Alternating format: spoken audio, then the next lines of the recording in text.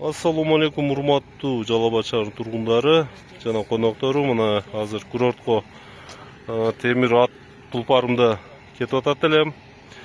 Могу Санжыр комплекстин жанында ошончо место турса дагы мына тротуарга коюп коюптур машинасына. Мына адамдар өтүп кыйналып, вот беликче пешком жүргөн адамдар кыйналып кетип атат да эми мындай. Эми ошончо жер турат, башка жакка кое бербейби, именно тротуарга койбой.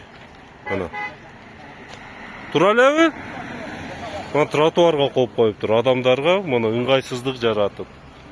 Бул эми не десек болот? Бул башкаларды сыйлабастык, тоготпостук да, машинам бар, Toyota RAV4 бар деп тротуарды үстүгө коюп коюптур мына.